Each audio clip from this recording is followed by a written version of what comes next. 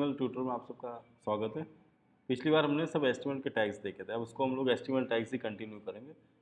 अब आपको ये चीज़ पता होनी चाहिए कहाँ पे कौन सा टैग प्रॉपर तरीके से यूज़ होना चाहिए। ठीक है, अब देखो, अब एक कंडीशन आई है, यहाँ पे गूगल भी दिख रहा है और इमेज भी साथ साथ में दिख रही है। ठीक है, अब मुझे ये इमेज है उसमें अलग लाइन से दिखाना है, तो क्या टैग यूज़ होना चाहिए? बी आर टैग, बिल्कुल सही है ना, बी आर टैग यूज़ करेंगे। तो यहाँ पे क्या दे देंगे? B R tag, B R. ठीक है, सेव किया तो ये क्या हो गया? बराबर है, परफेक्ट एकदम, है ना। अब अगर यहाँ पे कोई पी टैग यूज़ करता है तो उसको क्या बोलोगे? सही बोलोगे, पागल बोलोगे? पागल कहलाएगा। ठीक है, तो जहाँ पे जो टैग का यूज़ होता है वही देना चाहिए। तो यहाँ पे जैसे ब्रेक दिया है तो और आपको बी आर टैग देना है। ठीक है, तो कई लोग को इसका प्रॉपर यूसेज नहीं पता होता है, पी टैग का यूज़ क्या होता है क्या नहीं होता है, तो इसके लिए वो क्या करते हैं, गलती गलती से यहाँ पे पी दे देते हैं, पर पी नहीं देना है, वो राइट एलिमेंट नहीं है।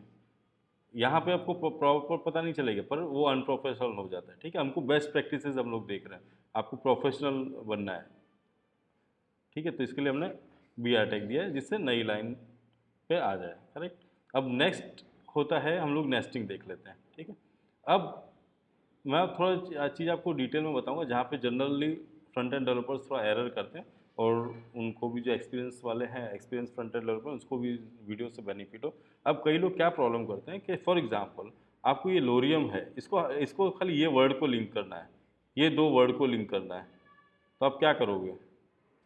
इसको हाइपर लिंक करोगे। करेक्ट, तो क्या करोगे आप? यहाँ पे ए टैग लिखोगे, मतलब सबसे पहले आपने ये सिंटैक्स इसने दे दिया, यहाँ पे लोरियल लिप्सम को फॉर एग्जांपल इसको वर्ड को टैग करना है, तो इस ये दोनों के बीच में यहाँ पे आ जाएगा।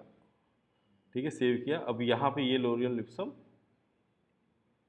हाइपरलिंक हो गया।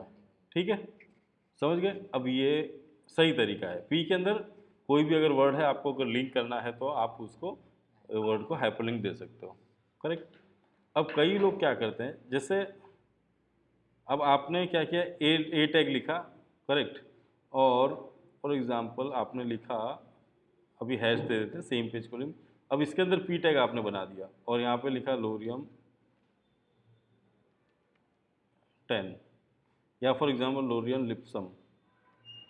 करेक्ट, कई लोग ऐसा कर देते हैं। फॉर एग्जांपल ये आगे लोरियम लिप्सम, ये सही है या गलत है? एच के अंदर आपने पी टैग लिखा हुआ है, सही है या गलत है? गलत है, क्यों? क्योंकि पी टैग पैराग्राफ के लिए है। पी टैग के एच के अंदर पी टैग नहीं होना चाहिए। एकदम एक्सट्रीम कंडीशन हो कहीं, अगर बहुत रेयर कंडीशन में तो अलग बात है, बाकी पी टैग के अंदर एच के अंदर पी टैग नहीं होना चाहिए, वो रिवर्स होना चाहिए। पी टैग के अंदर लिंक होना चाहिए, क्यों? आप वर्ड को लिंक कर रहे हो। ठीक है, अब सेकंड फॉर एग्जांपल मैंने ये लिखा दिस इज H2। ठीक है, अब इसको अगर मैं पी टैग, अगर ये टाइटल है रखना है क्लाइंट को, जैसे कि यहाँ पे टाइटल है तब तो ठीक है, पर अगर आपने फॉर एग्जांपल सिंगल लाइन है और टाइटल को अगर पी टैग दोगे तो गलत है, तो टाइटल को आपको टाइटल रखना है। करेक्ट, तो ये थोड़ी सी चीज़ें ध्यान रखनी है, इसमें जनरली सब लोग मिस्टेक्स करते हैं, इसके लिए मैंने आपको स्पेसिफिकली ये बताया।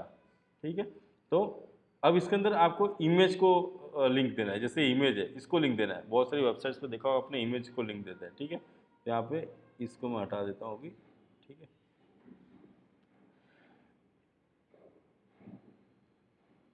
अब ये इमेज है, इसको मुझे लिंक क्लिकेबल बनाना है। देखो अभी क्लिकेबल नहीं है, क्लिकेबल कैसे पता चले? माउस का कर्सर चेंज हो जाएगा। ठीक है, तो ये क्लिकेबल नहीं है, तो अगर इसको क्लिकेबल बनाना है तो कैसे करेंगे इमेज को?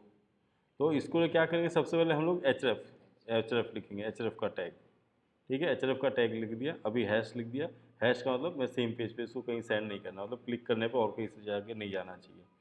और ये जो एच इमेज टैग है इसको मैं कट करके इसके बीच में रख दूंगा एच के अंदर, मतलब इंस्टेड ऑफ टेक्स्ट मैं इमेज टैग यूज़ कर रहा हूँ, तो मेरी जो इमेज है वो क्लिकेबल हो जाएगी।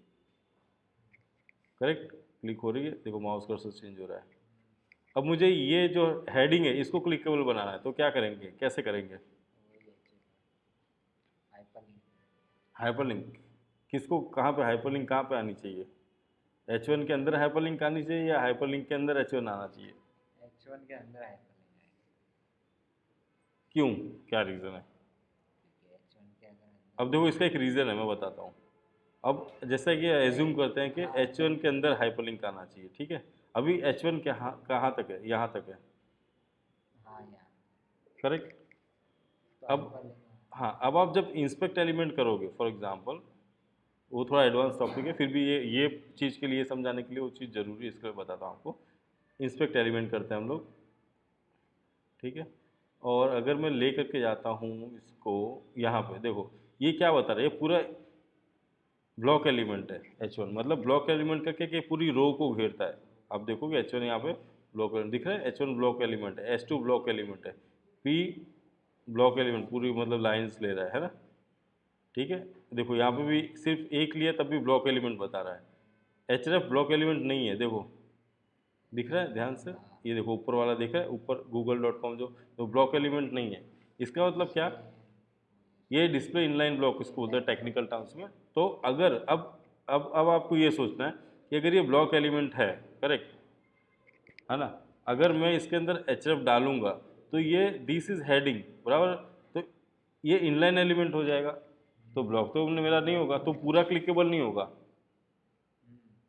खाली उतना ही। अगर ये मुझे पूरे ब्लॉक को, अगर ये पूरा ब्लॉक जो डिस्प्ले हो रहा है आपको कलर कोड में, अगर पूरे सबको क्लिक कराना है तो मुझे Href के अंदर ब्लॉक एलिमेंट यूज़ करना पड़ेगा। अगर मैं ये सिर्फ टेक्स्ट को Href के अंदर डालता हूँ तो H1 पूरा नहीं, फिर वो टेक्स्ट हो जाएगा, पूरे को क्लिकेबल नहीं बनाएगा, समझे। तो इस तरीके से आपको थोड़ा सोच के कोडिंग करनी है, क्या सही क्या गलत तो आपको खुद ही डिसाइड करना है, ठीक है। इस तरीके से आप ध्यान रख के कोडिंग करें। अब सेकंड एलिमेंट्स देख लेते हैं हम लोग फटाफट, जिसको नाम है यूएल और एल आई। इसको अनऑर्डर्ड लिस्ट बोलते हैं, यहाँ पे हेलो वन, ठीक है।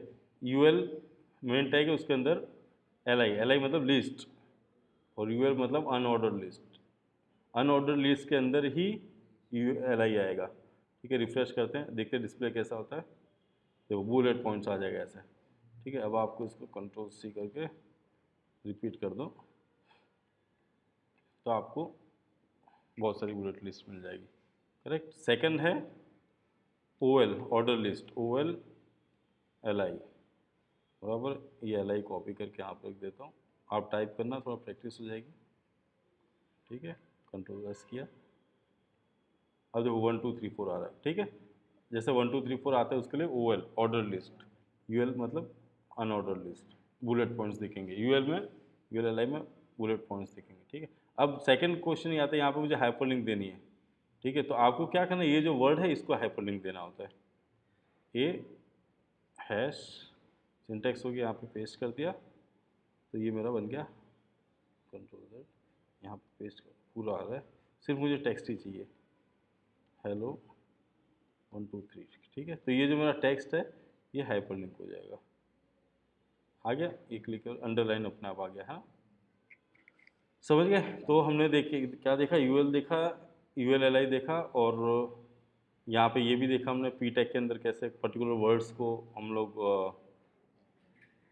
क्लिकेबल या लिंक दे सकते हैं, ठीक है। इस तरीके से ये एलिमेंट्स है। अब मुझे ये चीज़ करना है कि फॉर एग्जांपल ये जो कॉर्पस है इसको मुझे बोल्ड करना है, तो मैं क्या करूँगा, इसके अंदर बोल्ड टैग होगा, STRONG स्ट्रॉन्ग टैग, ठीक है। स्ट्रॉन्ग टैग इसको कट करना है और यहाँ पे बीच में रख देना है, तो ये बोल्ड हो जाएगा मेरा,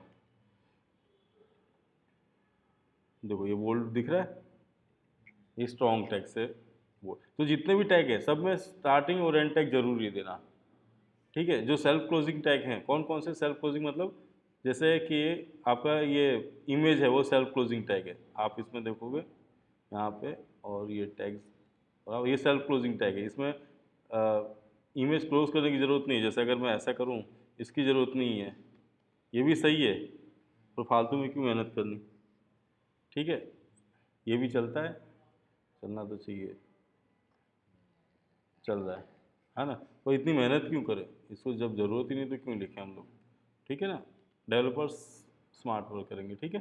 तो ये आपके सब टैग्स हमने डिस्कस कर लिए, ठीक है। तो ये सब चीज़ें पूरी हो गई। अब नेक्स्ट वीडियोज़ में हम लोग थोड़ा लेआउट बनाना सीखेंगे, कि एक अगर आपके पास वेबसाइट बनाने के का ऑर्डर आता है, प्रोजेक्ट आता है, तो आप पहले उसको किस तरह उसका लेआउट बना सके जिससे प्रॉपर तरीके से आपका काम स्मूथली हो। ये सब चीज़ें समझ में आ गई। और दूसरा आप एक और भी काम करना, यहाँ पे जितने भी एलिमेंट्स है W3 स्कूल में, W3C स्कूल्स, यहाँ पे गए HTML में गए, यहाँ पे आप देख लेना कौन कौन से जैसे एलिमेंट्स है, जैसे कि href कौन से एलिमेंट्स है, ए टैग HTML है ना बेसिक, यहाँ पे चालू किया। अब ये देखो एलिमेंट्स हैं, यहाँ पे भी आप रेफरेंस देखते रहना।